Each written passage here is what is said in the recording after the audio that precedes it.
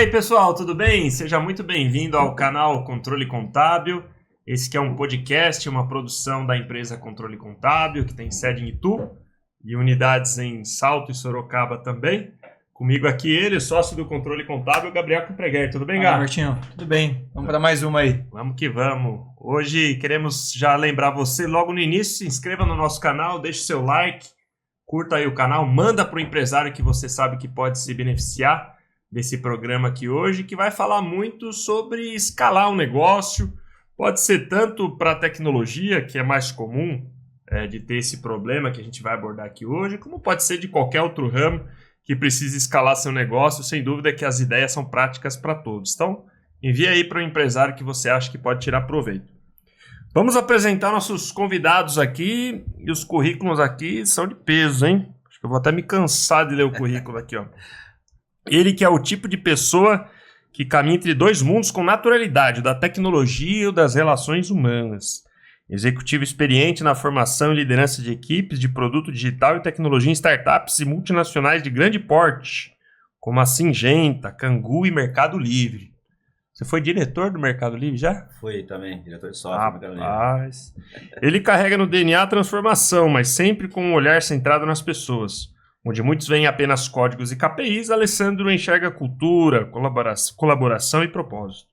Depois de anos ajudando empresas a se digitalizarem por dentro, decidiu fundar sua própria consultoria voltada à transformação digital, centrada em pessoas e, através dela, ser um consultor de pontos entre pessoas e tecnologia, entre equipes e organizações, entre presente e futuro. Agora, como consultor, ajuda organizações a evoluírem na nova era, preparando seus líderes e equipes para modelos de gestão modernos. Então você vai se interessar pelo assunto aqui hoje, se você gosta de gestão moderna. Empresas o procuram quando estão crescendo rápido, mas não sabem como escalar sem perder a essência. Nas horas vagas, porém, emerge um outro lado, o aventureiro. Ele já correu uma maratona na Antártica, olha só. Caramba! Ultramaratonas na Patagônia, atravessou os Andes de Salta ao Atacama de moto. E hoje é apaixonado por viagens de carro e moto, principalmente com veículos fora de estrada e 4x4, como a caminhonete que usa para conhecer lugares onde o asfalto acaba e onde possa acompanhar e desfrutar da natureza. Ele correu sua maratona na Antártica a um frio de menos 20 graus, foi isso? Exatamente. Hein? Em 2014. Rapaz, e atravessou o Atacama, hein? Percorreu uma ultramaratona de 100 km em 3 dias também, né? 3 vezes já. A última foi agora em 2024, em dezembro, com meu filho. Seja muito bem-vindo, Alessandro Souza. Estava até cansado de tanto falar aqui. Ultramaratona, velho. Ultramaratona são quantos? 100 km? Acima de 42, não, 50 já é ultramaratona. Essa daí foi de 100 km, mas em 3 dias. Tá. Então, média de 33 por dia. Só que o roteiro ele muda todo ano, né? Já está na 24ª edição, acho, e todo ano muda o roteiro. Então, mas são uma média de 30, 35 por dia. Onde foi? Montanha, na Patagônia. Esse ano saiu e chegou em São Martín de Los Andes, no sul da Argentina. Lugar lindo, saindo do vulcão Lanín. E a primeira vez que eu corri essa maratona, essa prova, foi em 2013. E meus filhos, né, eram pequenos, eles estavam me esperando no pé do vulcão Lanín, lá em São Martín de Los Andes. E aí eu corri de novo em 2014. E agora meu filho já está com 27 anos, começou a correr também, fazer triatlon. Daí a gente decidiu fazer o ano passado, fizemos juntos. Então foi emocionante. A gente largamos do próprio vulcão Lanín, né, onde ele estava me esperando na primeira vez, e corremos juntos, né? Ele sobrando, eu nem tanto mais, né? Mas foi, acho que uma experiência pai e filho incrível. Incrível, a gente foi com ele. Que legal, fantástico. E vamos apresentar nosso outro convidado aqui. Poderíamos dizer que é o famoso nerd, viu, Gá? Sabe tudo de informática esse homem aqui. Ele que já trabalhou há quase 20 anos como desenvolvedor, já atuou como CEO nesse mercado do desenvolvimento de software, ajudou a desenvolver um software desde a versão MVP, que MVP, para quem não sabe, é aquele produto minimamente viável, né, para ser lançado no mercado, até um software de alta disponibilidade em todo o Brasil. Tem uma excelente experiência em infraestrutura e arquitetura de softwares. Conhece muito da prática do mercado e como a cultura da empresa nas ações do dia a dia é impactada pela liderança e suas decisões. Seja muito bem-vindo, Lucas Aguiar. Obrigado, Robertão. E de Patagônia só conhece o Cordeiro. Ah, é? Já tá ótimo, né? Já é um bom começo, né? Maravilha, gente. Bom, vamos falar aqui hoje sobre essa questão de liderança, escalar o negócio, as dificuldades, como a cultura às vezes é impactada pela liderança, né? E às vezes a dificuldade em fazer crescer por uma cultura estagnada. E aí dividindo aqui em 3 blocos. O primeiro bloco, o diagnóstico da estagnação, né? Saber onde mora o perigo. Luciano, a primeira pergunta é assim, com a sua vasta experiência em gestão, quais os sintomas clássicos e universais de que a liderança de uma empresa, mesmo que bem intencionada, adotou uma mentalidade monolítica, muito centralizadora e que está na prática sabotando o crescimento do próprio negócio? Quais são os sintomas? Como é que você pega o raio-x e vê tá com esse problema?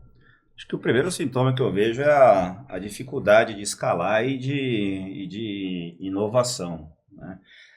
Por quê? Porque acho que eu estou fazendo uma formação agora pela Digo Consultoria que chama Líderes, Facilitadores e Consultores. E toda a base desse conhecimento é a antroposofia, né? E eles dividem assim, as fases de desenvolvimento do ser humano e também as fases de desenvolvimento das organizações. Então, se a gente pega uma empresa que acabou de ser fundada, uma empresa que a gente chama de pioneira, então ela tem muito aquela visão do dono, a identidade dele, né? Está refletida a missão, propósito, valores. Então, ele conhece as pessoas, ele traz pessoas de confiança para trabalhar junto com ele. Daí ele conhece todos os processos que precisam ser feitos, executados dentro daquela empresa, conhece o mercado, os clientes muito de perto. E aí, com o tempo, essa empresa ela vai crescendo, ela vai para uma próxima fase de desenvolvimento, né, que é a fase de diferenciadora, onde cresceu demais, então a gente precisa criar departamentos, né, então você começa já a criar um fluxo diferente, uma hierarquia, então você já não está mais próximo do mercado, começa talvez uma tendência de ir para algo já mais atender a massa, mais do que customizações para clientes especiais, então ele começa a ter que se distanciar um pouco. Se a liderança ela é muito centralizadora, fica difícil fazer com que esse novo organismo continue fluindo como no início, né? Cresceu. Quase então, que uma regra acabar com customização quando a coisa cresce muito? Não, acho que não é regra, acho que depende muito do contexto do negócio, da fase da empresa. Eu já visitei empresas, por exemplo, uma empresa familiar, que já ficou muito grande, né, em algum momento no passado, e hoje decidiu ter um tamanho menor, mas que ele atende clientes que necessitam de customizações. Então é muito específico. Ou tem outros que não, vai atingir o mercado que tem... Foge um pouquinho da questão de escala, vem para a questão um pouco mais boutique. Exatamente. Então, mas aí é uma decisão muito de negócio, posicionamento, né? Do mercado. Do posicionamento do mercado, do fundador, o que ele quer fazer com aquela empresa, como que ele vê visão de futuro, né? E acho que ainda mais agora, que a gente tem uma competição aí com asiáticos, produtos aí de mais baixo custo. Então, assim, acho que é mais uma questão de posicionamento e não uma regra, né? Ser customizado ou para massa, mais posição de negócio.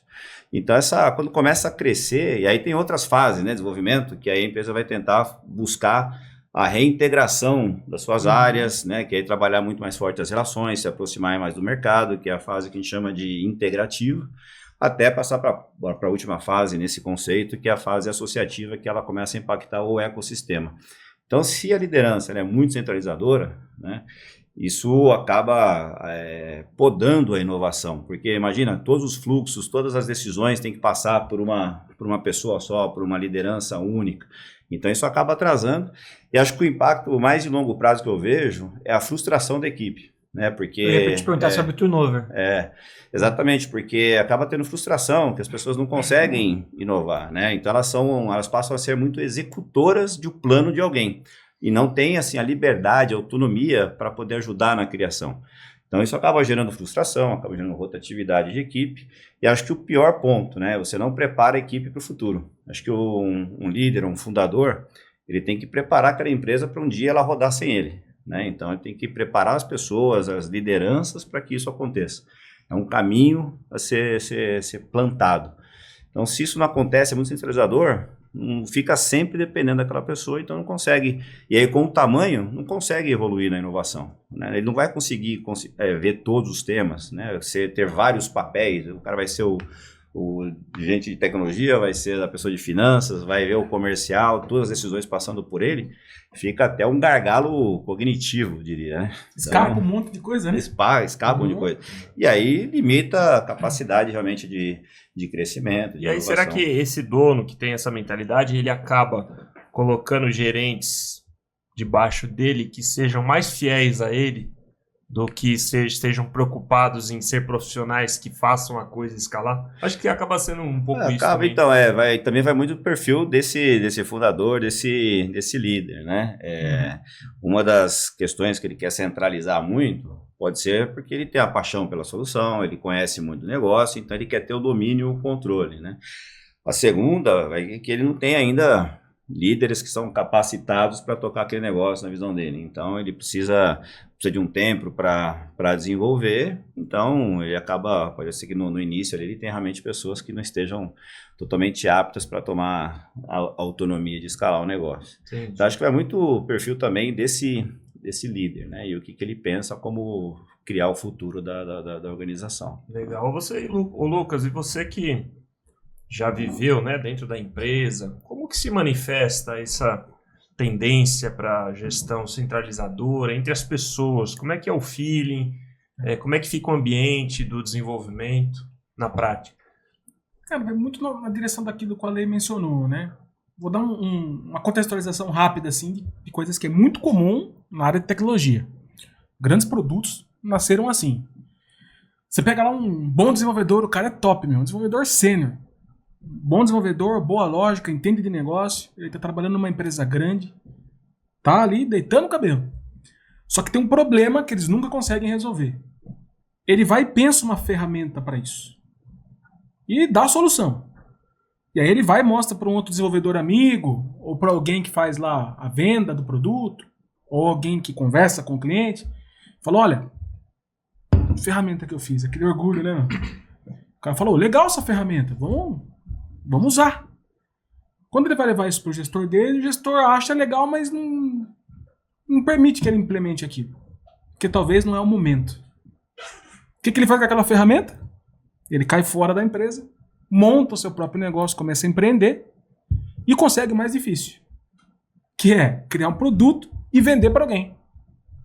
E começa a vender esse produto, vender esse produto, vender esse produto. Só que ele tem uma ferramenta. Ele não tem um produto. Então ele está se matando ali, desenvolvendo, codeando, ele mais um sócio, ele mais um amigo, para manter aquela ferramenta funcional. Só que ele começa a receber inputs dos clientes, querendo que aquilo se torne um produto. Como é que eu cadastro meu cliente? Como é que eu me comunico com ele? E aí qual que é a primeira reação desse desenvolvedor, agora como empreendedor? Trazer mais pessoas para ajudar. Só que quando ele traz alguém para ajudar, esse sentimento, né, de dono, de cara, eu criei aquela ferramenta, às vezes atrapalha um pouco na evolução daquele produto. Porque na prática, o desenvolvedor ele é um bicho complicado de você lidar com ele. Ele tem a maneira dele fazer as coisas. E quando ele cria um produto, ele se sente dono daquilo. Então ele tem um jeitinho de desenvolver, ele tem um jeitinho de classificar o projeto dele, ele tem um jeitinho de colocar esse projeto em produção, ele tem um jeitinho de debugar, encontrar problema. É o jeito dele ver o negócio. E quando ele traz um desenvolvedor para próximo dele, ele replica esse jeito naquele desenvolvedor. E quando aquele desenvolvedor vem com uma ideia diferente, se ele não tem a mentalidade aberta para aceitar aquilo, ele vai fazer aquilo que fizeram com ele. Ó, legal isso que você está falando, mas não é a hora. Aí se intensificou uma cultura monolítica, né? Onde o desenvolvedor que vem com espírito novo, vem com sangue novo, vem de fora, independente da senioridade dele, se ele é júnior, sênior ou não, ele vem com ideias novas, mas ele não consegue difundir aquilo. Por quê? Porque o gestor, que agora é um empreendedor, não, um desenvolvedor lá, tem o seu próprio jeito de fazer as coisas. E nesse caso, esse empreendedor nem foi formado para ser empreendedor, né? Na grande maioria das vezes não é. Ele é um técnico, né? Ele é um técnico, né? Você pega as grandes soluções de tecnologia hoje no mercado, começaram assim. Alguém que teve um insight e saiu desenvolvendo alguma coisa. E hoje, você pega iFood, você pega né? O próprio WhatsApp, o Telegram. Esses dias eu estava vendo uma matéria falando sobre o dono do Telegram, né? Que o cara não gostava das aplicações que tinham, vai fazer uma para ele. E o cara virou um gigante. Mas na ideia centralizadora vem muito disso. E como que isso impacta a equipe? Mais uma vez aquilo que o Ale falou, frustração. Porque para o desenvolvedor, ele quer ver o filho dele nascer e ele quer ver o que ele desenvolveu ser usado por alguém. E se ele é tolhido, né, ele se frustra muito. E a frustração aumenta de acordo com a senioridade desse desenvolvedor. Porque o desenvolvedor júnior, ele chega ali, ele está fazendo barba, cabelo e bigode, está mexendo com banco de dados, com infraestrutura, com desenvolvimento, ele está feliz porque são desafios. Mas chega um momento que ele não pode mais fazer as coisas do jeito dele. E ele começa a se frustrar. Já um desenvolvedor sênior, que está acostumado a falar de negócio, a pensar produto, ele não pode discutir isso. Porque as tomadas de decisões são top-down. Então essa frustração derruba a equipe. E aí você perde a força motriz. Você passa a entrar num ciclo de apagar incêndio, né? Eu tenho um problema na minha aplicação, não consigo fazer nada novo, não consigo escalar, não consigo evoluir. Preciso apagar esse incêndio. Como a equipe está desmotivada, esse incêndio vai continuar acontecendo, você vai ter que apagar de novo. Então você fica nesse ciclo vicioso e não consegue escalar. É interessante. O Alessandro, falando nisso que ele falou de apagar incêndio, né? Essa cultura reativa de apagar incêndio, lidar com problemas, acho que também atrapalha, né? A empresa para ser inovadora, buscar novas soluções, ficar sempre correndo tapa-buracos, isso eu acho que atrapalha também. Sem dúvida muito, porque assim, tem duas consequências principais dessa questão de ter muito incêndio, né? Acho que a primeira dela é a experiência do cliente, a experiência do usuário, de quem está usando a plataforma, ou o serviço, ou o sistema. Então, você tem muito bug. Imagina, você vai usar lá o seu WhatsApp, a mensagem não vai, ou não consegue entrar, ou travou, ou caiu. Então, hoje em dia, está todo mundo muito... Se for num banco, você muda de banco. Você muda de banco, exatamente, né? Está todo mundo muito conectado com o celular, então precisa ter uma disponibilidade, precisa ter uma experiência que seja fluida. Essa questão da experiência está cada vez mais sensível nas plataformas, né? Quantas vezes você já não usou alguma plataforma que, você fazer um cadastro era uma tela complicada, que você não conseguia entender o próximo passo, você fica já, não sei se eu uso da próxima vez. Então é algo muito sensível. Então acho que essa questão de apagar incêndio, primeiro que vai afetar, como consequência, a experiência do usuário, e também, obviamente, a efetividade da sua aplicação na sua plataforma. E a segunda consequência, que é interna, imagina que aquele time, que você montou um time para poder evoluir um produto, evoluir um serviço, trabalhar em inovação, em evolução, ele vai ter que dedicar mais tempo para apagar os incêndios, para corrigir débitos técnicos que não foram corrigidos no momento oportuno, no momento certo. Então, você acaba utilizando os recursos que você tem na mão de forma ineficiente. E nem todo mundo tem recursos, assim, de forma abundante para, vou deixar uma equipe para apagar incêndio, uma equipe para inovar, né? Acho que já fizemos juntos, até em alguma ocasião, uma estrutura que tinha uma equipe focada na resolução dos problemas para poder garantir que também o motor de inovação continuasse e um não canibalizasse o outro.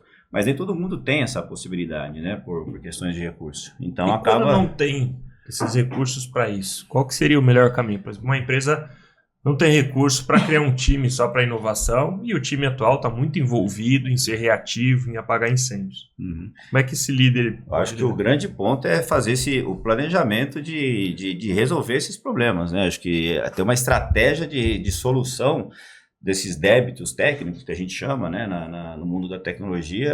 Acho que essa estratégia de como a gente vai resolver os principais problemas, ter um mapa de priorização, o que está afetando mais a experiência do usuário, o que está sendo mais recorrente, em algum momento, nem que tenha que esperar a inovação por um tempinho ali para poder resolver esses problemas principais e depois continuar, né? Sempre voltado para a experiência do usuário. Do usuário, sempre, em tudo, né? Em tudo. A questão é que, acho que qualquer tipo de empresa, independente se é de tecnologia ou qualquer outra coisa, e aqui a gente não pensando em usuário, pensando em cliente, porque toda empresa tem um cliente como finalidade. o apagar incêndio tem que ser a exceção do negócio a todo tempo, né? Ele não pode ser a rotina, né? rotina, né? Então, Exatamente. a não ser que você tenha uma empresa de manutenção corretiva de alguma coisa, no mais, o apagar incêndio não é a rotina da tua empresa, independente. E aí a gente fala de experiência de usuário, é a mesma coisa de um cliente numa pizzaria, de um cliente de uma empresa de contabilidade, etc. Né? O apagar incêndio tem que ser a exceção do cotidiano. Porque depois é um efeito em cascata, né? Essa frustração vai gerar mais rotatividade no time, e aí vai voltar Rotatividade do cliente. Rotatividade do cliente, mais dificuldade de apagar os incêndios, porque o time já está se renovando a todo tempo, então acaba gerando aí uma relação, um looping negativo, né? De causa e efeito que... Você acha que pode ser esse problema, assim, às vezes os donos, né, os empresários estão mais focados em apagar os incêndios em si do que descobrir a raiz do incêndio, a causa? De onde vem o combustível para esse incêndio aí? Então, tem uma questão que eu sempre falo, né? A gente tem que se apaixonar pelo problema e não tanto pela solução. Voltando a essa questão de frustração entre as equipes de apagar incêndio. No passado, eu comecei na área de tecnologia lá alguns anos atrás, né? Era uma área praticamente tomadora de pedidos. Então, imagina que uma empresa, uma indústria de determinado produto, então a área de tecnologia cuidava dos sistemas de contabilidade, financeiros, né, os ERPs. Então, era uma área realmente de suporte, né, e não se falava muito das empresas digitais há muitos anos atrás. Então, a área de tecnologia era uma área de tomadora de pedido. Alguém vinha com uma solução, pensava uma solução de negócio, olha, desenhava, escreve esse código aqui para mim, implementa essa solução. Então, nossas equipes eram praticamente executoras. Executora de melhoria do sistema. Exatamente, né? Executora de melhoria. Hoje em dia, não, o produto digital, ele é o próprio negócio. Então, essas áreas de tecnologia, de IT, os desenvolvedores, produto, são pessoas que têm toda uma capacidade de discutir o negócio, de discutir o produto, de dar sua contribuição. Sair do código, né? Exatamente, sair do código. Então, isso quando não acontece, né, vem toda uma questão aí de frustração muito grande para eles, que acaba gerando rotatividade, uma série de outros sintomas. E na direção do que você perguntou, Roberto, assim, falando mais da parte de empresas de tecnologia, né, mas serve para qualquer negócio, óbvio, mas vou me arriscar mais nessa área porque foi minha vida planteada aí, né? Não tem problema em ter problema. Nós tínhamos um amigo em comum que falava, não tem problema em ter problema, o problema é conviver com ele, né? Então, dificilmente você começa um negócio de tecnologia e você não vai encontrar um momento onde você vai ficar apagando fogo. E não faz mal.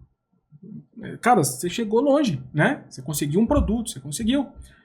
Só que, quando é que isso se torna um problema? Quando a mentalidade de quem manda, que é o dono do negócio, ele começa a ficar focado em manter o faturamento, porque na cabeça dele ele tem que manter aquele sistema entregando aquilo continuamente para continuar tendo o faturamento que ele tem hoje. Porque nenhuma empresa, em via de regra, é filantrópica, a não ser que foi criada com essa natureza, certo?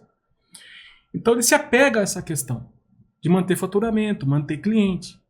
Só que ele esquece daquilo que a gente estava comentando agora, da experiência do usuário. O cliente ele evolui, ele quer coisa nova.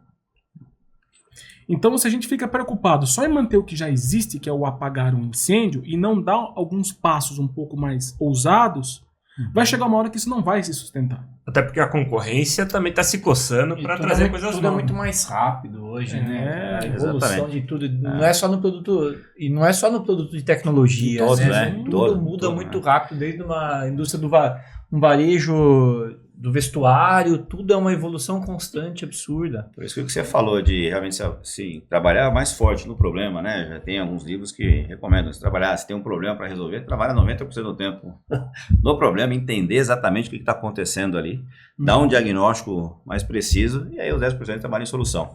Mas é que normalmente acontece o contrário, né? Sim. De novo, vem já alguém com alguma solução pronta e implementa para mim. Acho que tem uma história muito... Nem analisou tão bem o problema. Bala de prata, né? Não, tem uma história muito emblemática sobre isso, que é a história da caneta da NASA, não sei se vocês já ouviram. Não. Né? Que a caneta na gravidade, sem a gravidade, na verdade, né?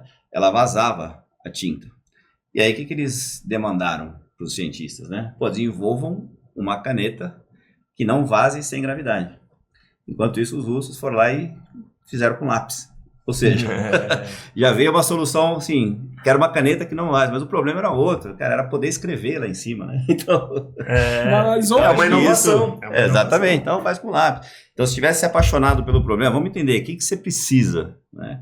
E ao invés de ir direto para a solução, e aí o que a gente acaba acontecendo é isso, a gente tem lá uma série de débitos técnicos, tem uma série de incêndios para pagar, mas sempre já vindo com soluções, quem sabe fazer um trabalho mais profundo de analisar o problema, entender o que está acontecendo, tentar sanar, porque, de novo, isso aí impacta muito forte a experiência e a motivação do time, né? Então, a gente, em alguns momentos, precisa até tomar a decisão de, cara, frear algum crescimento. Se está dando muito problema, cara, vamos frear o crescimento. Então, eu vou trazer mais clientes para essa plataforma que está cheia de débito técnico, cheia de bug. Pô, só vou gerar experiência ruim, né? Então, às vezes é necessário uma decisão de, olha, vamos frear até a gente estancar isso daqui para depois continuar a escalar. São decisões estratégicas que precisam ser tomadas. Né? Alessandro, agora, assim, o empresário que está assistindo a gente, seja lá na empresa dele ou em casa, que se identificou com essa cultura centralizadora, monolítica e que deseja mudar isso. Isso nos leva até o bloco número 2, que é do chefe centralizador a líder de uma máquina de crescimento, né? Uhum. Então, qual que é o primeiro passo e estratégica? O empresário entender, puxa, eu sou assim, mas eu quero mudar. Como que ele faz na prática isso na empresa? Você que já liderou equipes e já participou disso também, para mudar essa cultura empresarial. A gente já ouviu falar que isso não é tão rápido também, né? Como é que ele pode se desenvolver nesse sentido também para deixar essa mentalidade? Então, eu acho que até o Lucas comentou, às vezes, a gente comentou aqui antes, né? Às vezes o empreendedor ele vai crescendo o negócio dele, veio de uma responsabilidade técnica e não se preparou, não teve a oportunidade de se preparar, né? Então a gente precisa equipar ele com esse conhecimento. A carreira em Y, né? Exatamente. Carreira Y, mas quem decidiu, olha, vou empreender, vou ter pessoas abaixo, vou transformar esse negócio numa empresa, cara, necessariamente ele vai ter que começar a trabalhar com pessoas em preparar lideranças, preparar, né, os times, as organizações. Então, acho que tomar o conhecimento, trazer para a consciência, né, essa necessidade. Olha, aqui está um perfil, alguma competência que eu talvez não tenha sido totalmente desenvolvido durante a minha carreira.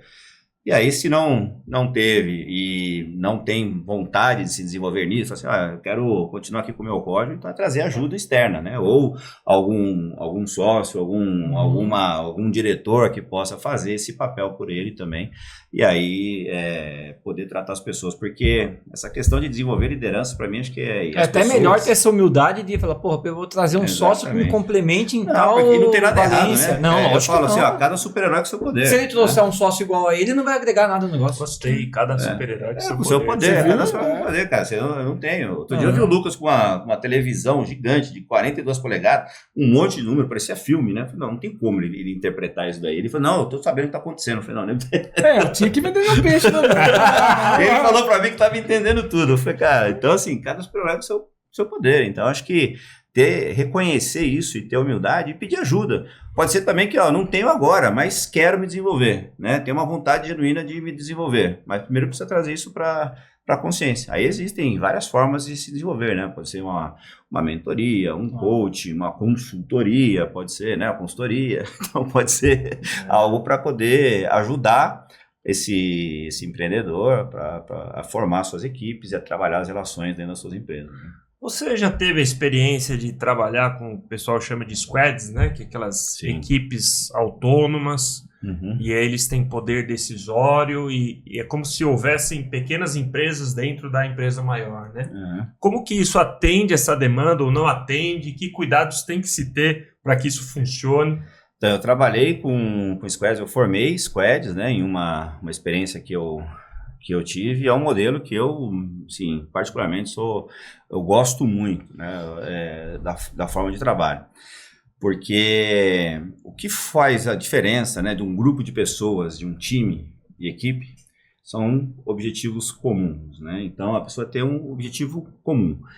E quando a gente está trabalhando hoje em produto digital, você não tem mais por exemplo, como no passado, né? Na tecnologia eu tinha lá um parceiro para atender a área de marketing, outro para atender finanças, outro para atender o comercial.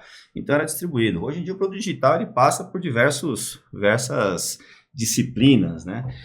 Então ele tem que ser fluido. E quando você traz para uma squad essa multidisciplinaridade, falei devagar que é para não atropelar. É difícil, né? Bom que você conseguiu falar. Quando você traz para dentro de uma squad, ali se resolvem, né? Então você deixa de ter objetivos individuais ou de departamentos e passa a ter um objetivo comum de grupo. Inclusive, na experiência que nós tivemos, a gente extrapolou o modelo de squad não só para o pessoal de engenharia, produto e design para entrega de software ou de produto. A gente extrapolou para o negócio. Então, representante do negócio estava ali dentro da squad também.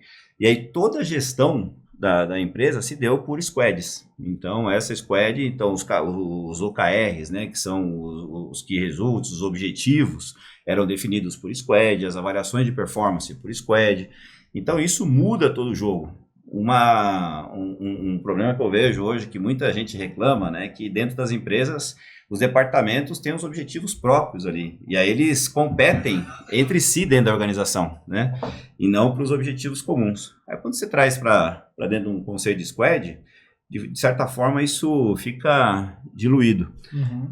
Eu dava um exemplo também, uma analogia, que no mundo tradicional, antigo, né, que eu trabalhei, era como se fosse um time de corrida, né, de cada um fazendo o seu sprint, entregava o bastão para o outro, aí o outro ia.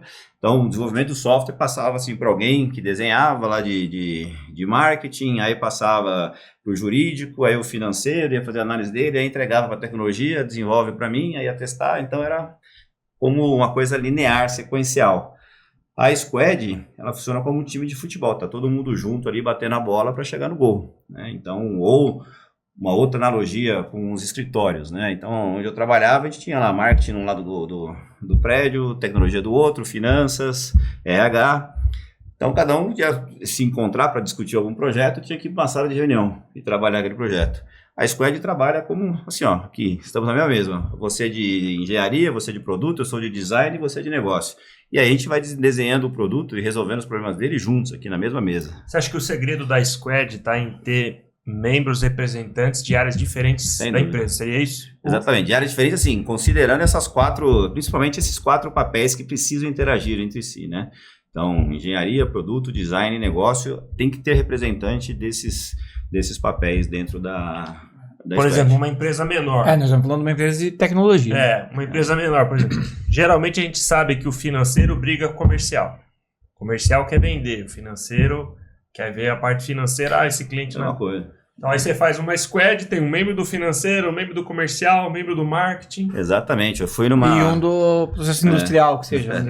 Exatamente, eu fui numa outra empresa familiar, que também o fundador, na verdade, é filho do fundador, né? Então ele tá lá. E ele, quando ele começou a se inteirar do negócio, ele foi como planejador de produção. E aí, a compras não tinha comprado o que precisava. E o comercial, não, mas o cliente está precisando, já vendeu. Então, ficava aquela confusão. Então, numa empresa familiar, industrial, há 20 anos atrás, o que ele fez? Colocou todo mundo na mesma sala. O pessoal de compras, do comercial, o financeiro e ele planejando a produção. Vamos resolver. A gente trabalha com serviço, né? É uma empresa de outsourcing, né? Você faz a terceirização de departamento contábil, fiscal e folha de pagamento. Não é um RH, é a folha de pagamento do cliente. E, cara, eu tô nisso aí, o Roberto também acho que há tempo parecido, eu frequento um escritório de contabilidade há 25 anos, né? E todos que eu passava, que eu conhecia, etc. Aqui nessa sala fica a parte de folha de pagamento. E quando não é sala, é assim, ó. Aqui nessa parte do salão é a folha de pagamento, aqui é o fiscal, aqui é o contábil. Mas na maioria dos casos ainda era dividido por sala. Era bem para segregar. E há um ano, acho, eu comecei a pesquisar, fui, vi o que um cara fez. E falei, cara, vamos misturar essa galera. No começo deu um pouco de atritozinho e tal, mas hoje estão todos misturados. A parte de folha de pagamento, com o fiscal, porque existem certos momentos do processo da contabilização, da entrega do serviço para o nosso cliente, que eles precisam entender a necessidade do companheiro de trabalho e tal. E isso a gente notou que, no fim das contas, Então você vê que essa questão da Squad, ele não é assim, uma estrutura que eu preciso de tanta gente, ele é um conceito, é agilidade, né? Agilidade não é um método, a gente fala de metodologias ágeis, mas acho que muito mais que um método, é uma mentalidade, então, de fazer interações constantes com a comunicação cliente, interna, né? A comunicação interna. Por exemplo, o empresário que está assistindo a gente lá em casa, ele não, às vezes a equipe dele são 3, 4 pessoas. Ele não vai conseguir fazer uma squad, mas talvez a ideia da squad possa ser aplicada no sentido de, por exemplo, fazer uma reunião com membros de diferentes departamentos dentro da sua empresa, semanalmente, por exemplo. Semanalmente, exatamente. Acho que vai ser uma combinação da representação das diferentes áreas, né, que eu comentei aí, dependendo do tamanho e da necessidade, obviamente pode mudar, e das dinâmicas que você vai ter para trabalhar essa relação, dinâmicas de reuniões de planejamento, reuniões semanais, né, a gente pode trazer esses conceitos de metodologias ágeis para qualquer tipo de negócio, né. De novo, é mais a mentalidade que vai fomentar a inovação do que uma estrutura. Você pegar uma squad, eu estou falando agora de tecnologia, uma squad, a gente tem lá um número mágico para cada squad você tem um número de 7 desenvolvedores, mais ou menos, né? 2 para cima, 2 para baixo no máximo. Aí vai ter um líder, um expert, mais um product manager, mais uma pessoa de design. Então é uma estrutura robusta, né? Quando é uma empresa pequena, você não tem, eu tenho os 7 desenvolvedores da empresa como um todo. Cara, se eu tiver um representante de engenharia, um representante de produto, um de design, um de negócio, e as reuniões, né, a governança, que a gente chama de as reuniões estabelecidas para que eles se encontrem semanalmente, para discutam os problemas juntos, ter essa mentalidade de interação com o cliente, já está formado a squad. Não? Então não precisa de grandes estruturas. Uma grande equipe. Exatamente.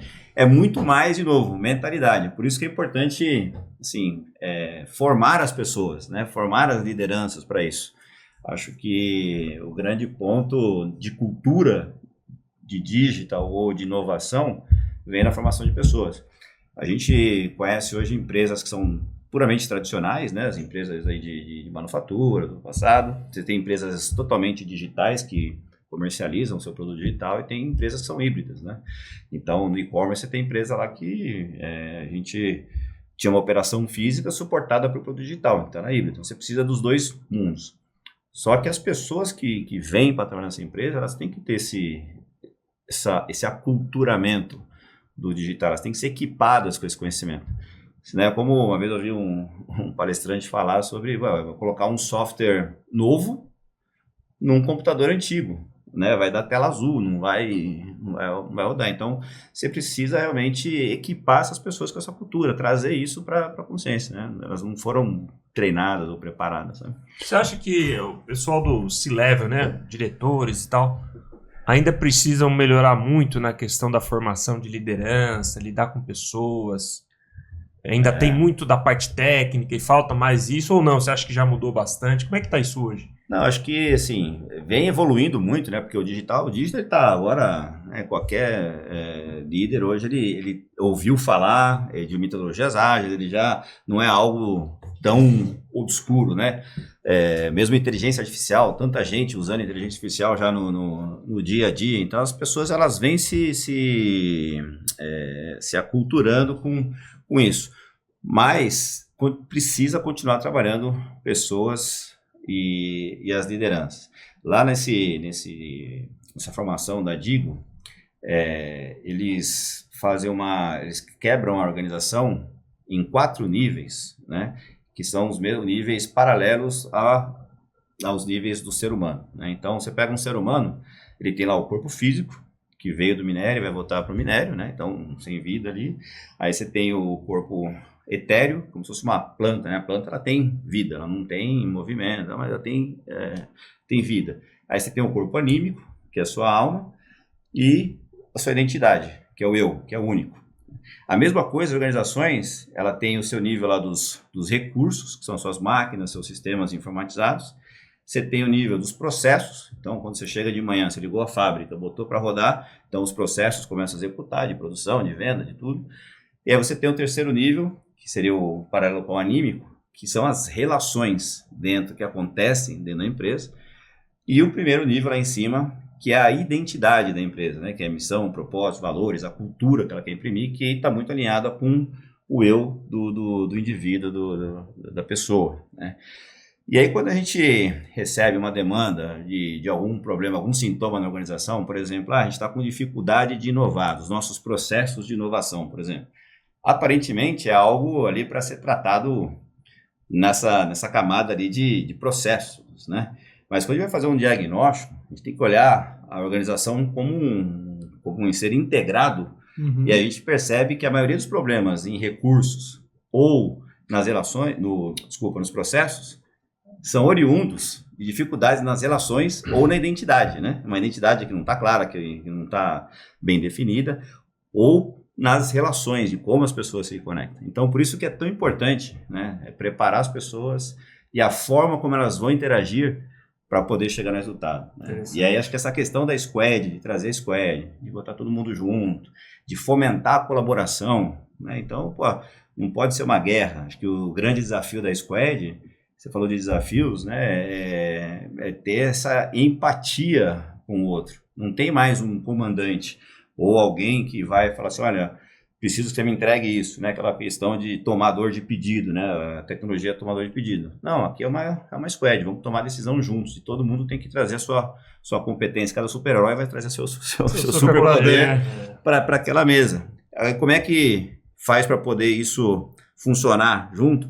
Aí é o papel muito do líder, né? Tem que dar visão de estratégia do negócio, visão de futuro, mas também, cara, cuidar dessas relações. Legal. Como é que cuida dessas relações? Você sabe que... desculpa. Não, pode falar você, depois eu pergunto. Nessa direção que o Ale estava falando, eu tive uma experiência interessante faz pouco tempo. O empreendedor tinha lá um produto digital, mas... Né, um produto e estava passando por uma dificuldade. Só que a equipe dele é enxuta, uma equipe pequena. E ele precisava escalar isso. Mas aí mais do lado tecnológico. Ele precisava sair de um ambiente monolítico, tecnicamente falando.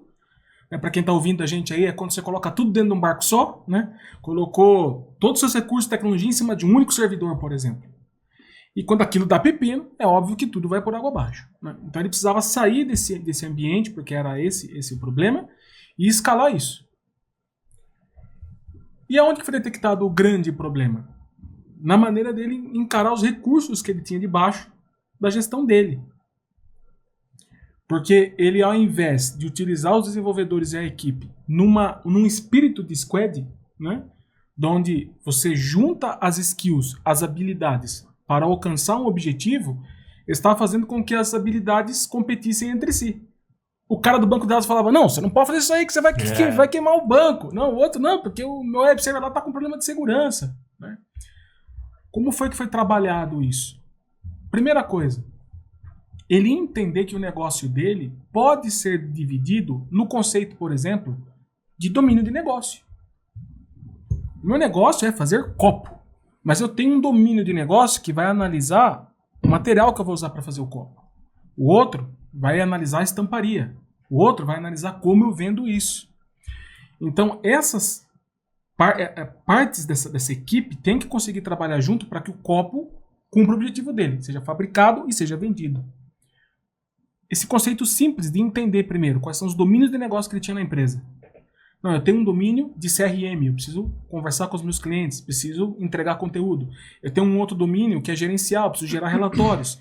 Eu tenho um outro domínio que é o operacional, preciso que o pedido entre. Mas como eu faço que tudo isso aqui conviva em harmonia e não exploda no final do dia? Quando ele começou a dividir o negócio dele em domínios menores, ele começou a entender aonde alocar cada profissional. Que é mais ou menos o conceito da squad. Você pega uma empresa gigante, ela tem diversas squads, com pessoas multidisciplinares ali. Então você pegou um negócio gigante, dividiu em domínios menores, detectou quais são as pessoas que têm mais sentido com aquele domínio de negócio e colocou aquela pessoa na equipe. E não faz mal você ter uma squad com um profissional que ele é multi-squad. Ele viaja entre todas as squads. Aí eu não tenho uma pessoa... Às vezes até bom, hein? Uma pessoa que represente vendas em todas as squads. Mas o conceito de quebrar um negócio complicado em negócios menores é o espírito por trás da squad. Eu vou pegar uma complexidade muito grande e vou quebrar em complexidades menores. Conforme eu vou vencendo essa complexidade, eu vou gerando negócio, gerando valor. E dentro dessa squad eu coloco pessoas que se identificam mais com aquela dificuldade. Tem o cara que gosta mais daquele tipo de desafio, mas não gosta daquele outro. Então você adequa aquela mão de obra para cá. E assim você vai conseguindo desconstruir um incêndio e vai apagando em partes. E aí essa squad precisa ter autonomia também, né? O empoderamento, né? Você já sentiu, nas experiências profissionais que você já teve, qual que é o resultado para a equipe quando não tem essa autonomia, essa delegação de fato mesmo, né? Pode tomar a decisão. Opa, é muito comum isso. E eu passei isso com esse homem aqui. Que trouxe essa visão de empoderamento. Ah, bom, achei que era de falta. Achei que tinha escolhido, Me assustei agora, pô. Tirando o patrimônio, pô. Não, na verdade, nós trabalhávamos juntos. Eu conheci o Alê numa empresa que estava em franca expansão, franco crescimento, com lideranças excelentíssimas, não tinha nada de problemático. Mas estava justamente nesse momento de encontrar o equilíbrio entre centralizar as decisões ou pulverizar isso para mais pessoas. Era justamente esse o momento. Até então, as decisões, falando da vertente de tecnologia, eram tomadas basicamente por uma pessoa, que é muito competente, de verdade. Mas, por mais competente, tinha apenas um cérebro, certo? Né? Então, a visão que ele tinha como profissional, apesar de muito competente, vinha com os vícios e as virtudes daquilo que ele viveu na vida dele, as variáveis dele. Então, esse certo controle, essa certa centralização de não permitir que novas tecnologias fossem testadas. Não cria o contraditório, né? Isso! Né? E não dá espaço para erro também. Pô, errar é muito importante no processo. Né? Então, essa questão ela impediu com que a empresa conseguisse alcançar a escalabilidade, ou seja, abrir as portas para mais clientes. Quando a Ale chegou com esse conceito de squad, foi muito difícil para muitas pessoas entenderem isso. Porque está entregando um filho para ser criado por outra pessoa. Que às vezes fala outro idioma, tem outra cultura, outro jeito de entender a vida, certo? Quando essa cultura de squads e de empoderamento ela foi entendida, ou seja, essa squad tem um dono de produto. Esse dono de produto é o que decide a vida desse produto dentro da empresa. A squad confia na capacidade dele de decidir sobre o produto. E aceita as decisões dele. Mas também, por outro lado, contribui na discussão. Então coloca o seu ponto de vista, isso tem que ser feito assim, isso tem que ser feito assado. E quando a squad, né, a equipe, independente do tamanho, sente que aquilo que ela disse, que ela contribuiu foi respeitado, ela passa a se sentir dona daquele produto. E não tem um ditado aí que diz que é o dono do olho que guarda o boi?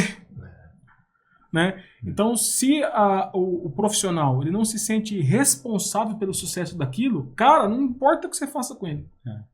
Ele não vai gerar valor para você. Né? Eu acho que ele vai até mais defender daí o produto, porque o fracasso do produto quer dizer o fracasso dele também. Daí. Exato.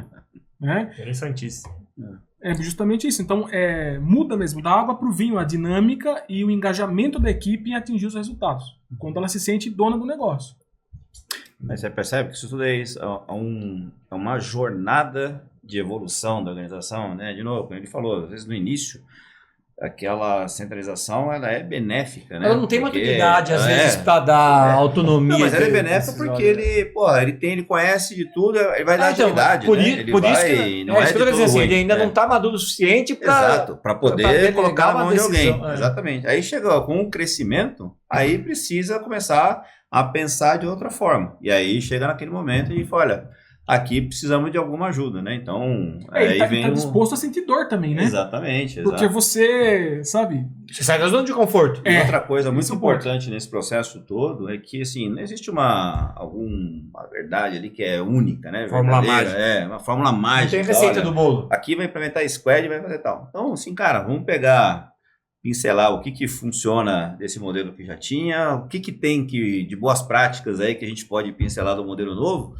e criar um terceiro modelo que é o nosso, né? Que se adapta melhor a essa organização. Então, às vezes, já vi muitos projetos de metodologia ágil falhar porque pega o que está escrito no livro lá e quer implementar, assim, exatamente, né? Seguir à risca tudo que está escrito. A gente veio para uma cultura ali de, não, vamos pegar o que funciona e tentar melhorar com boas práticas que tem no mercado e formar o nosso modelo, a nossa forma, né? E acho que isso foi o que melhor se adapta ao orçamento, ao tipo de empresa, ao pensamento da companhia, com certeza. Cultura, identidade, como é que são as relações, como é que é a visão de futuro.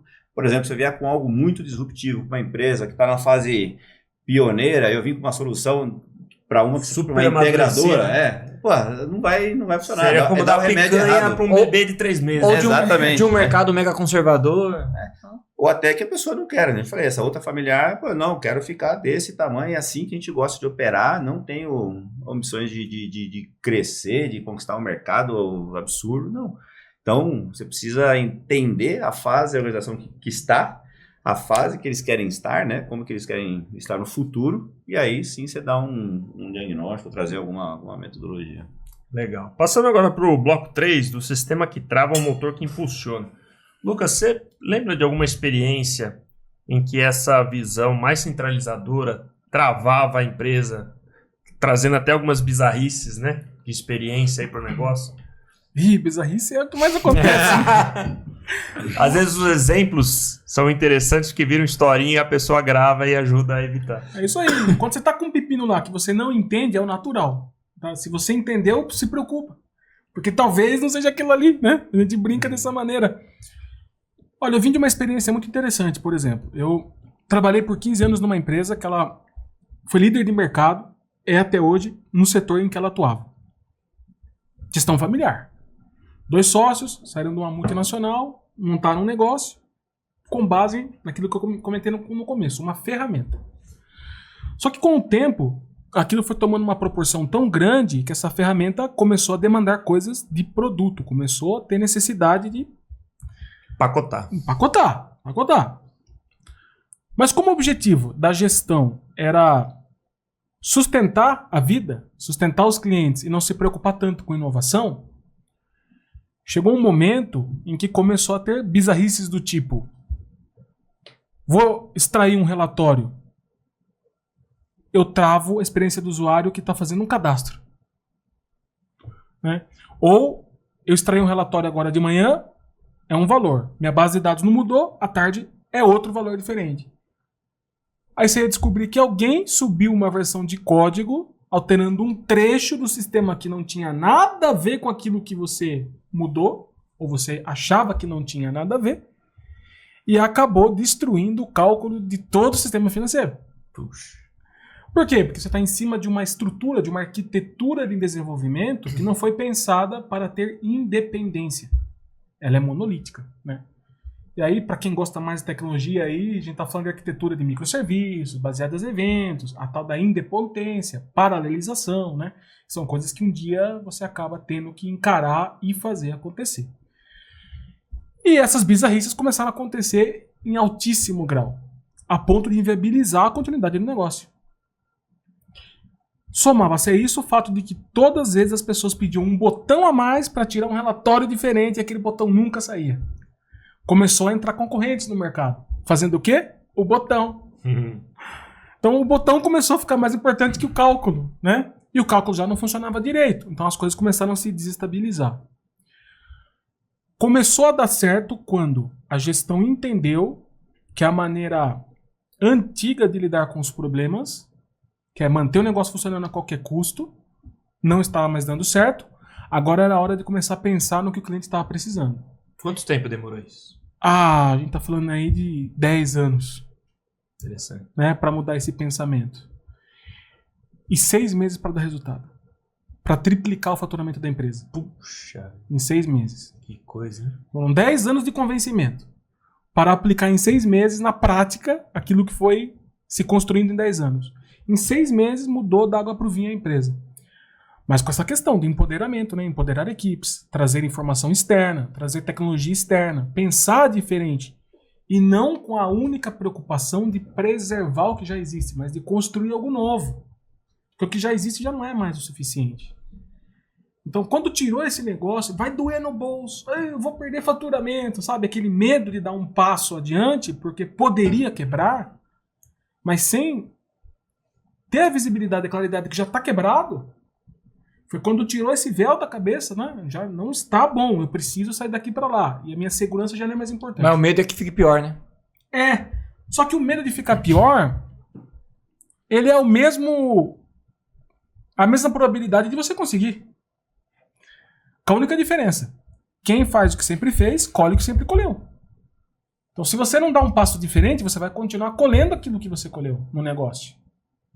Então, chega um momento que você tem que decidir se você quer dar esse passo para alavancar ou se você quer continuar tratando os mesmos problemas. Acontece que você vai continuar nos mesmos problemas e seu concorrente com coisa nova. Vai chegar uma hora que isso vai convergir e você vai perder o mercado. Essa empresa que era líder de mercado quase perdeu o mercado, por pouco. E por essa bobeira de não enxergar os que os clientes estavam falando. Né? Foi quando esse véu se dissipou que a coisa andou. Então é mais ou menos essa a importância de se preocupar com mudar a maneira de pensar da gestão e transformar o ambiente de trabalho, transformar a maneira com que a equipe se relaciona com o cliente, se relaciona com o produto, se relaciona com o negócio. Isso é muito importante. Interessante. Ô, Alessandro, e essa mudança que a empresa, de repente, decide fazer, talvez na mentalidade, na cultura, você acha que está mais envolvido o investimento financeiro ou o esforço em si mesmo, de mudança de mentalidade, de colocar a mão na massa? Você quer dizer essa mudança cultural ou arquitetura mais cultural? Não, acho que obviamente vai envolver financeiro, mas é muito mais na cultura, né? De novo, vou voltar naquele primeiro conceito dos 4 níveis da organização. Você trabalhar, ter uma identidade muito clara, qual que é a cultura que você quer imprimir, e trabalhar nas relações, né, como elas funcionam, como elas vão fluir dentro da empresa, aí você vai conseguir, como consequência, essa transformação para outros níveis que vão impactar positivamente os níveis de baixo. Né, você já teve essa experiência em uma empresa que tinha essa cultura centralizadora e você ajudou a implantar uma cultura de squads, de mudança de pensamento, de cultura? Então, eu tive a experiência de... Não que era centralizadora porque queria ser centralizadora. De novo, era porque estava naquela fase de empresa pioneira, né? Mas eles tinham essa visão de, olha, queremos crescer e queremos escalar. Precisamos formar novos líderes, precisamos deixar com que a empresa rode sozinha, né? Então, e aí acho que o meu trabalho foi muito mais focado nessas equipes. Como implantar. Nessas equipes de tecnologia, produto, essas dinâmicas, né? De trazer essa cultura que criaram a estrada para descentralizar, entendeu? Habilitaram essa descentralização. Deixa eu fazer uma pergunta falando sobre descentralização, só cortando o teu raciocínio. E às vezes o empresário está na casa dele, está pensando, muitas vezes ele fala assim, será que eu centralizo demais? Né? De qualquer área, né? Tem uma pergunta que ele possa fazer para ele mesmo, que ele consiga diagnosticar isso? Você vê se tem alguma coisa que ele pode falar, porra, se eu ficar 2 meses fora da empresa, a empresa roda e ninguém vai me ligar, isso já é um sinal que ele não centraliza? Isso ou não? Essa é a pergunta. Primeiro, consigo tirar férias? Segundo, consigo pensar mais na minha vida do que na minha empresa? Exato. Se eu sair aqui agora, a empresa para? Acho que essa é, se eu sair hoje, já vou tirar férias 30 dias sem comunicação, fazer um retiro, né?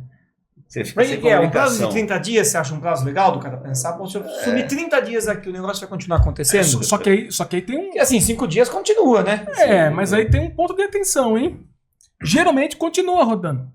Não vai quebrar. Por quê? Porque quando ele voltar, a gente faça as coisas pra ele. Não é. Porque a pessoa que é centralizadora em qualquer tipo de relacionamento, não só de empresa, em qualquer tipo de relacionamento, a pessoa que é centralizadora, ela enxerga mais importância nela do que nas outras pessoas.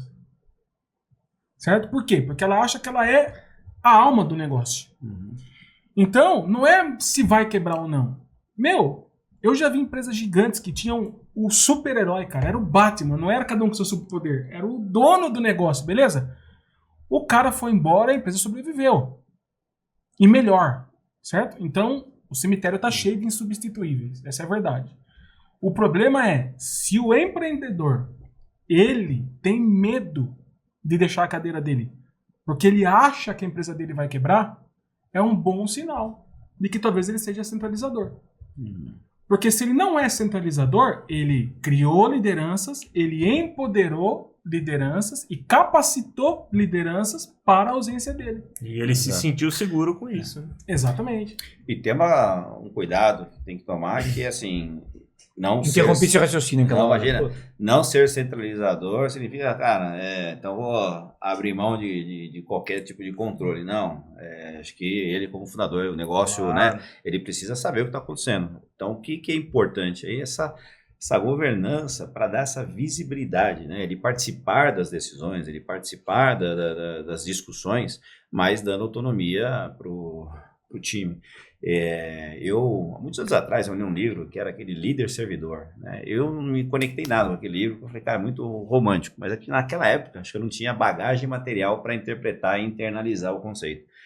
Na experiência que eu tive recente, eu vi a importância disso, né? Que nós tínhamos líderes lá que eram líderes servidores. O que eu quero dizer com isso? São pessoas que conheciam muito negócio, que fundaram, mas que davam suporte para a gente aprender, dar o palco para a gente se expor, né? Então, acho que pavimentar, né, essa estrada para que esse negócio um dia rode sem ele, acho que é o papel do líder, se é assim que ele queira também, né? Pode ser que ele fale assim, não, isso aqui é um negócio da minha família, eu quero ser aqui quero estar sob o comando até eu chegar aos meus 90 anos, né? Tudo bem, tá tudo certo. De novo, mas se ele quer que esse negócio agora se torne algo maior para ele ir para outros desafios ou outros negócios, ele tem que pavimentar essa estrada. Então, acho que dar esse suporte, ser esse líder servidor de realmente, cara, o palco não é mais meu, agora o palco é da equipe, né? Eu vou expor e vou trazer aí que as pessoas da autonomia, obviamente com responsabilidade, né? Aquela liderança situacional, se tem uma equipe ainda muito júnior, que não conhece o negócio, ou que é sênior no que faz, mas não conhece o negócio, cara, precisa de um tempo de maturação, né? Uhum. Mas a partir que você tem já uma equipe, que você confia, que elas estão já integradas, você já criou essas relações, aí chega o momento de começar, agora é como se fosse trabalhar num conselho, né? Vou trabalhar num conselho e... Da experiência de mercado de vocês, o que será que é mais difícil? Qualificar esses líderes, que é diferente do técnico, né? O líder ele tem que saber, acho que principalmente muito de pessoas, né? De liderar pessoas, ou contratar cabeças prontas que já existam assim. O que é mais difícil? Acho que tem prós e contras os dois modelos, né? Acho que trazer quem já tem, mas não vai ter o conhecimento do negócio, talvez você ainda não tenha aquela relação de confiança, então ele vai ter um tempo também, uma curva de aprendizado para ele poder usar toda aquela bagagem, aquele histórico dele naquele ambiente. Eu, sim, sou mais a favor de formar as pessoas, né? Formar as lideranças, porque aí você já está num ambiente... que está dentro de casa, então você ajuda, você está equipando quem quer ser líder. De novo, né? Você tem a carreira Y, a pessoa decidiu em algum momento lá, cara, eu quero ser líder. Então, cara, vamos ajudar essa pessoa a se tornar um grande líder aqui dentro. Então, ajudar esse crescimento dela, né? Agora, o outro pode ser que não quero ser líder, quero só codificar ou só fazer o meu trabalho aqui como especialista de determinada área. Também, de novo, nada errado, cada superior com o seu poder, ele vai fazer. Então...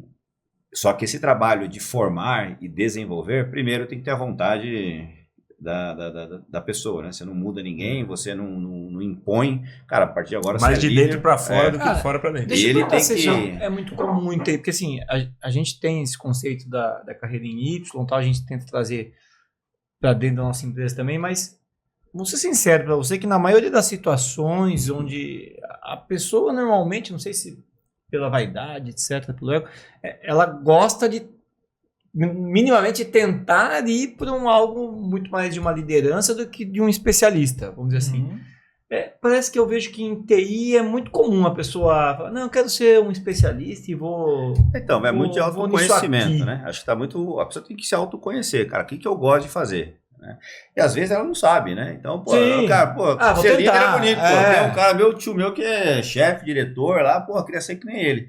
Mas a hora que vai lá, puta merda. Mas caralho. Então, em TI não é uma não, é que em TI o cara, às vezes, ele realmente tem aquela questão lá de fazer o código, ele é muito bom naquilo. E, cara, ele não quer ir pra liderança de pessoas, o cara quer programar. Perfeito, fazer, então, isso em TI acontece muito. Acontece muito. Bastante. Inclusive, a gente tem um nome para isso, que é contribuidor individual, né? Individual contributor, né? Em inglês. individual. O cara lá, ele... Porra, e aí tem empresas, né, que tem Eu não sei essa... se tem outra área que repete tanto isso. É que no TI tem uma característica interessante, mas assim, não é toda empresa que tem sucesso em aplicar esse conceito de carreira Y. Onde é que começam os entraves? Primeiro, todo mundo quer progredir na carreira, certo? Alguns querem progredir na carreira liderando pessoas porque ele gosta de liderar pessoas. Mas ele quer progredir. Ele quer aumentar de cargo e quer aumentar de salário. Ele não quer ficar estagnado. Ele quer ter um plano de carreira, né? O contribuidor individual é um pouco mais complicado. Por quê? Porque ele tem que ir galgando degraus ali de conhecimento, de negócio e de tecnologia. Então ele começa como um líder técnico, depois ele vai para um expert, um senior expert, um VP e vai subindo ali na carreira Y. Só que onde que a maioria das empresas elas pecam talvez em aplicar esse conceito? Não ter bem declarado que tanto para a carreira de gestão como para a carreira de tecnologia você vai ter degraus compatíveis de carreira. E quais são as expectativas de cada um? E esse aqui é mais difícil mensurar? Ele é mais difícil mensurar quando o técnico ele é estritamente técnico e não se envolve com o negócio. Que esse é o grande X da questão. Isso que eu imagino. Porque o programador júnior, vamos falar do embrionário, né? O programador júnior, o cara que começou, a vontade dele na vida toda é código, cara. Porque tem o cara que não gosta nem de legal. falar com outra pessoa, vamos ser sinceros. Só que vai chegar um Cara, momento... o computador só aqui, fica eu e ele. Só que vai chegar um momento da vida dele que o código vai enjoar. Por quê? Porque o código, por mais que saiam novas tecnologias, é uma vida... Não é só solitária, ela é muito desafiadora porque você, para codificar bem e criar bem um programa, você tem que entender o porquê ele está ali. Quem ele vai atender, por que ele está sendo feito. Experiência do usuário. Para você pensar na lógica por trás daquilo. Então, se você se atém muito a código e não pensa em produto, você como profissional não se expande. Você não consegue ser um expert, você não consegue subir degraus, inclusive para estar aberto a novas tecnologias que você ainda não entende. Porque para você aquilo está servindo. Mas se você mudar de empresa e ir para um outro lugar, você vai ter que se associar com outras. Então essa visibilidade da carreira tecnológica, de que em um dado momento você vai ter que sim lidar com pessoas. Você vai ter que conversar com user experience. Você vai ter que conversar com o cara de produto. Você vai ter que entender o porquê você está desenvolvendo aquela funcionalidade. A partir desse momento, passa a ser interessante a carreira Y. Porque você não tem a responsabilidade de gerir pessoas, ou seja, de fazer com que as pessoas evoluam ali na gestão, né? Não é... Porque o seu negócio é código, mas o código deixa de ser uma coisa abstrata. Ele passa a ser palpável, porque você está vendo a evolução disso no negócio. E aí que eu acho que, né, Ale, que pega a carreira Y. O que ajuda bastante aí é ter muito claro e definido, né? A gente tem lá a definição dos níveis de senioridade, né? Do escopo, responsabilidade e o que significa um nível acima, né? O que você precisa ter. Acho que essa clareza ajuda nessa questão a trazer mais palpável o que é subir na carreira Y como técnico. Olha aqui, nesse nível eu preciso ter isso, conhecer isso, aqui eu consigo formar outros, talvez eu não vou ter liderança de pessoas direta, mas você vai ajudar outros desenvolvedores, vai ajudar quem está começando, então você vai ter uma certa liderança ali indireta. Você sempre vai ser referente, né, de alguma coisa. Isso, referente talvez do que líder, mais referente do que líder. Então como é que você vai subindo nisso? Agora, a organização que parte para isso tem que ter muito claro, né? Qual que é a diferença para você passar daqui para cá, o que significa? Senão fica muito abstrato, né? Difícil, não, é por tempo. Não, você tem 2 anos, eu tenho 4, então eu sou mais sênior que você. Talvez não, talvez você passou por experiências, né, que te trouxeram mais bagagem do que em o tempo até pode ser uma métrica, mas não pode ser uma métrica absoluta. Não é a única, né? A métrica de senioridade, ela pode ser tempo, mas pode ser experiência que você teve, né? Você pode, em 6 meses, ter muito mais experiência do que eu em 2 anos, por algum motivo, né? Fiquei ali no mesmo projeto, algo que, me deu crescimento, estava feliz, estava ótimo. Você navegou, você conseguiu ser exposto a diferentes situações. Então, a senioridade ela é composta de diversos critérios e fatores. Senhores, nem parece que já faz mais de 1 hora que estamos aqui conversando, né? Saímos muito do seu roteiro aí? Ou deu pra você foi excelente. Foi no chat GPT depois. Só resumir, né? Eu queria fazer uma pergunta final, mais 2 perguntas finais, né? Assim, Ale, em poucas palavras, como você resumiria? O empresário que está lá na casa dele tem um produto, seja tecnológico, seja um produto físico.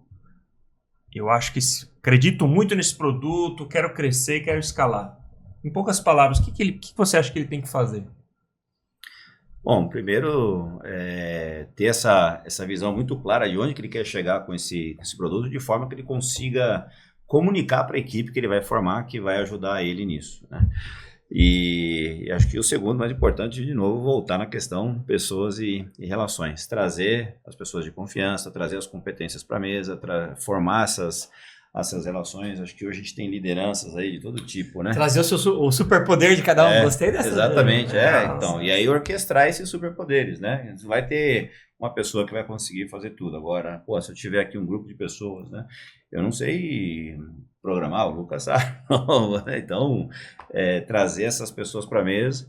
E tem lideranças de diversos tipos. Acho que tá faltando agora fortalecer essas lideranças humanizadas. E liderança humanizada, não confunda com ser bonzinho o tempo inteiro, né? A gente precisa ter pressão interna, externa, vai ter, e precisa botar para rodar, para gerar resultado. Mas precisa ter equilíbrio, né? Momentos de pressão, com momentos de reconhecimento, com momentos de descontração, e tudo isso com base em muito respeito. Então, acho que ter um interesse genuíno pelas pessoas, acho que é a primeira característica que um líder deve ter. Ter interesse genuíno em desenvolver outras pessoas, em ajudar outras pessoas. Senão fica muito, né, abstrato. Muito vago, né? E você, Lucas, por aí também? O Ale falou quase tudo, né? Eu acho que o único adendo que eu faria nessa questão é assim, uma vez que você encontrou esse profissional, né, que você formou esses profissionais que você quer dividir o seu negócio com eles, uma vez que você fez todo esse trabalho que ele está falando de gestão, confia, né? Confia. Porque assim, é muito difícil quando você coloca uma pessoa numa posição de gestão e ela percebe que você não confia nela. Ela não vai entregar resultado. Né? Então, uma vez que você já deu esse passo difícil, que é encontrar uma pessoa, formar ela, confia. E confiar significa, às vezes, entender que a visão dela vai ser diferente da sua, mas não ruim. Né? Não tem só um jeito de chegar ao mesmo objetivo, né? A relação de confiança realmente é importantíssima. Exato.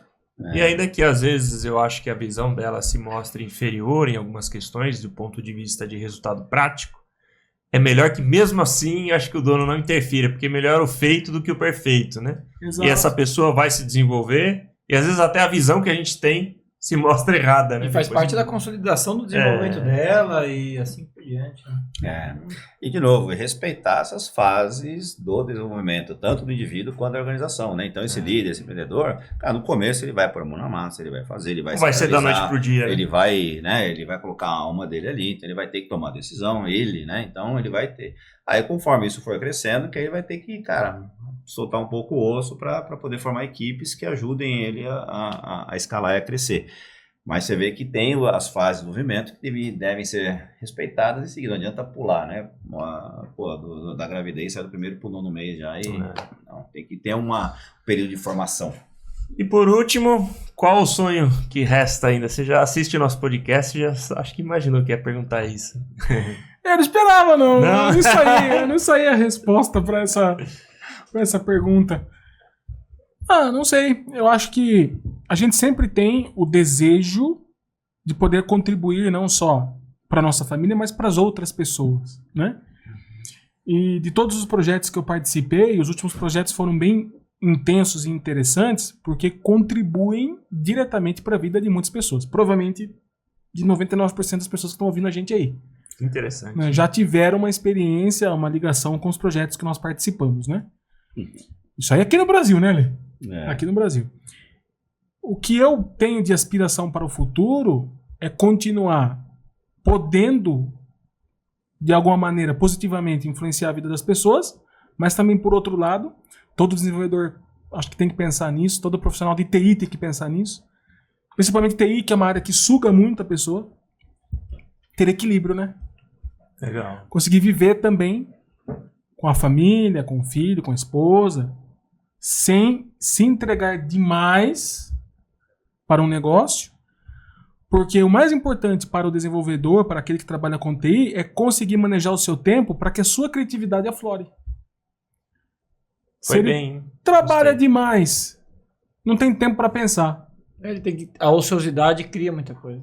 A sociedade cria, né? Então acho que esse equilíbrio é uma coisa que eu pretendo pro futuro aí tentar alcançar, para ver se fica um pouco mais criativo, né, Lê? Muito bom, parabéns. É Você, interessante que a gente não combinou, mas acho que é muito parecido. Se eu olho o histórico, né, das últimas 4 transformações que eu liderei nos últimos 15 anos, eram em áreas de tecnologia e de produto, mas no final do dia a transformação era realmente criar a cultura nas pessoas, trabalhar as pessoas. E isso deu assim eu posso dizer, foi muito gratificante, né? De você ver um time formado, você parte com um desafio, você vê que seu time está formado, seu time está crescendo, né? Então, acho que isso me deu muita gratificação. Então, acho que para o futuro eu quero fortalecer. Então, essas formações que eu estou fazendo é justamente para melhorar ainda mais isso e realmente causar impacto positivo nas pessoas de alguma forma, né? Com o conhecimento ou com as experiências, de algum jeito criar esse impacto positivo. Então, acho que esse é o sonho. E no pessoal, continuar correndo. Agora tem um outro projeto novo que é restaurando um caminhão militar do Exército, um Unimog, e no futuro poder montar uma camper, um motorhomezinho nele.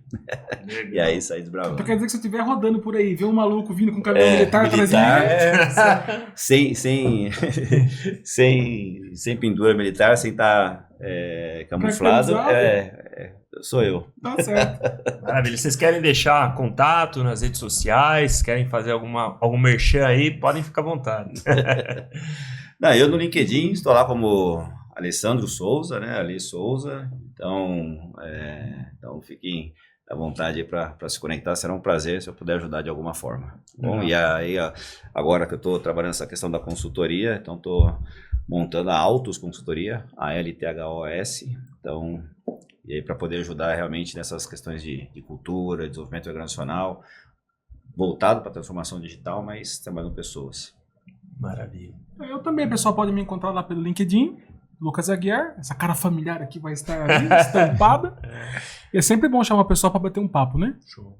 Maravilha. Gente, muito obrigado, Lucas. Obrigado, Ale. Alberto. Foi muito produtivo, instrutivo. Aprendemos muito aqui, né, Gá? Obrigado, Gá. Pra mim, sempre que eu sou um analfabeto digital, sempre falo isso. Quando tem alguma coisa relacionada à TI, eu tento entender alguma coisa, assim, é um mundo que até a gestão ele tem uma particularidade muito interessante. Muito própria, né? Muito própria. Legal. Obrigado por você que ficou com a gente até o final aqui desse episódio. Espero que você tenha gostado, possa aplicar as instruções práticas aí no teu negócio, na tua empresa.